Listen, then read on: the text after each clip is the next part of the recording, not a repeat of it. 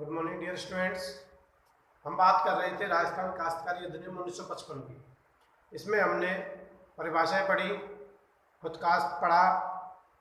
इससे आगे चलते आज नया लेक्चर अभिधारियों के वर्ग पढ़ते हैं, समझते हैं, विश्लेषण करते हैं।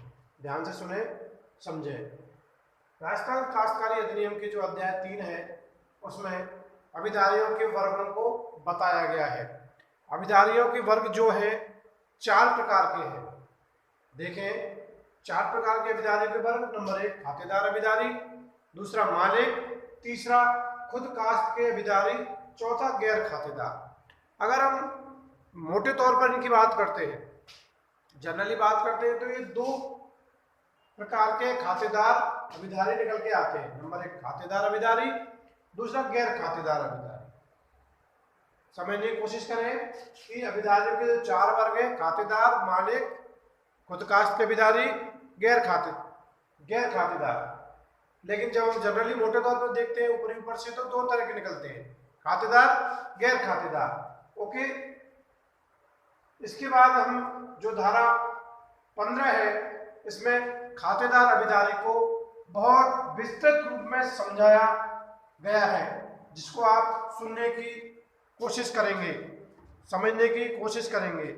खातेदार अभिधारी धारा 15, धारा 16 तथा 180 की उपधारा 1 के खंड डी के उपबंधों के अधीन रहते हुए प्रत्येक व्यक्ति को जो इस अधिनियम के प्रारंभ के समय भूमि के शिकमी अभिधारी या खुद काश्त के अभिधारी के अलावा अन्य प्रकार का अभिधारी हो, या जो इस अधिनियम के प्रारंभ के पश्चात शिकमी अभिधारी या खुद काश्त के अभिधारी या खुद काश्त या राजस्थान भू राजस्व अधिनियम 1956 की धारा 101 के अंतर्गत बनाए गए नियमों के अधीन तथा उनके अनुसरण में भूमि का आवंटित के अतिरिक्त अभिधारी की हैसियत से प्रविष्ट कर लिया जाए, अथवा जो इस अधिनियम के या Rajasthan land reforms and resumption of jagirs act 1952 के अथवा तत्समय प्रबद्ध अन्य किसी विधि के उपबंधों के अनुसरण में भूमि में खातेदारी अधिकार अर्जित करता है,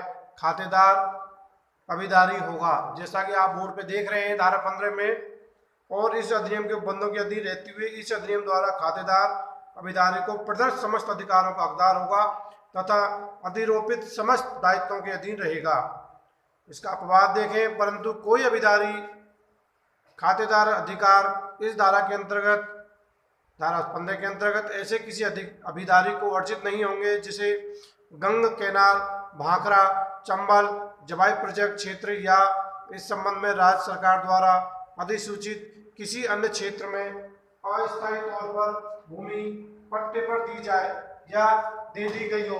हमने खातेदार अभिधारी के बारे में पढ़ा जो इस अधिनियम के प्रारंभ में या अधिनियम के बाद में या जागीरदार रिफॉर्म के एक्ट तक विभिन्न प्रकार की जो बातें मैंने बताई उसके अंतर्गत आता है, तो खातेदार अभिधारी कहलाता है। इसी की धारा 15 की धारा 2 की अगर हम बात करते हैं, तो किसी बात के अंतर्विष्ट होते हुए खातेदारी अधिकार ऐसे किसी व्यक्ति को प्रदत्त नहीं होंगे जिसे राज्य सरकार द्वारा इस अधिनियम के प्रारंभ के पूर्व अधिक अन्य उपजाऊ आंदोलन को अग्रसर करते हुए या किसी विशेष आदेश के अंतर्गत या किसी निर्दिष्ट शर्तों के अधीन या किसी वैधानिक या गैर वैधानिक नियमों के अनुसरण में भूमि किराए पर दी गई हो। ध्यान दें, किराए पर दी गई हो, और जिसने उक्त प्रारंभ के पूर्व उक्त आंदोलन के उद्देश्य की प्राप्ति में चूक की हो अथवा उक्त किसी आदेश, शर्त या नियम को भंग किया हो।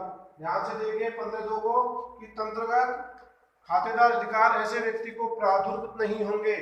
खातेदार अभिधारी धारा 1, 15 की उपधारा नंबर 2, 15 की उपधारा 2, जिसमें हम देखते हैं कि किसको खातेदार अभिधारी के राइट्स नहीं मिलेंगे जिसने अधिक अन्न उपजाऊ आंदोलन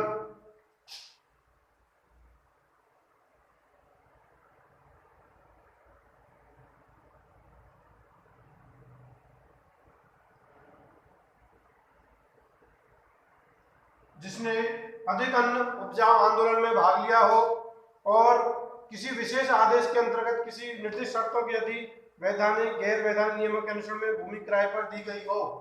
भूमि भी किराए पर दी गई थी। भूमि किराए पर तो ऐसे व्यक्ति के या जिसने प्रारंभ के पूर्व उक्त आंदोलन के उद्देश्य की प्राप्ति में चूक की हो अथवा कोई किसी वैधानिक लीगल जो नियम है उसका भंग किया हो, तो ऐसे उपधारों को प्रदूषित नहीं होंगे। इसी क्रम में हम आगे 15(3) की जब उपधारा की बात करते हैं, धारा